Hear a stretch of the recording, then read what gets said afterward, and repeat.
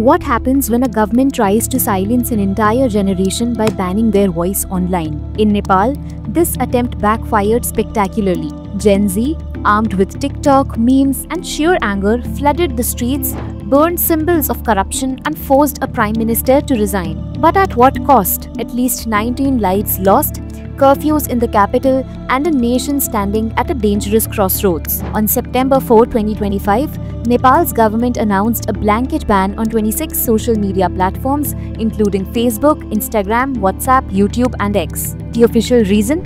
Misinformation and failure to register locally. But for Nepal's youth, this wasn't regulation. It was censorship. Ironically, one of the few apps left accessible, TikTok, became the digital headquarters for organizing protests. By September 8, small rallies had snowballed into nationwide demonstrations. Students in school uniforms marched with placards reading "Unban social media" and "Youths against corruption." But the crackdown was brutal. Police and army units fired tear gas, water cannons, rubber bullets, and even live rounds. The iconic Singh Darbar, home to the Prime Minister's office, was set ablaze. Politicians' homes torched. At least 19 protesters were killed and over 100 injured. Kathmandu's airport was shut down, flights diverted to Delhi and Lucknow. For many, it was a chilling reminder of Nepal's violent past. The unrest shook the government to its core.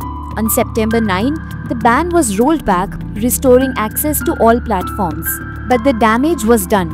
Facing mounting pressure, Prime Minister KP Sharma Oli resigned along with the Home Minister. A caretaker government was announced, but youth leaders insisted this wasn't enough.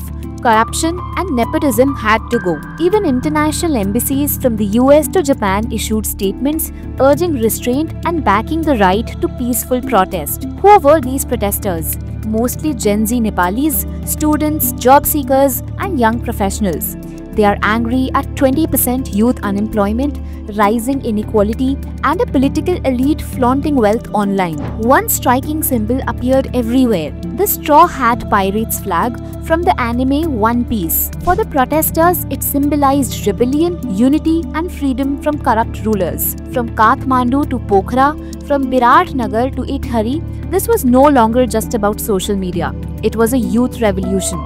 The immediate demand? The reversal of the ban was one, but Nepal's youth are demanding more. Systemic reform, transparency, and opportunities.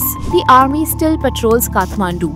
A strict curfew remains in force. The government has promised investigations, compensation to victims' families, and medical care for the injured. But Nepal has had 13 governments since 2008. Will this wave of protest fade like the others, or reshape Nepali politics for a generation? Nepal's Gen Z didn't just fight a ban. They challenged a system. They proved that in the digital age, silencing youth voices is like trying to block a river with bare hands. The water will always find its way. Stay tuned with Educami for deep dives into global events shaping our world, and don't forget to like, share, and subscribe. Geography Optional Foundation course by Shabir Sir, where you will get live interactive classes and course completion in a module-based approach. Scan the QR code and join now.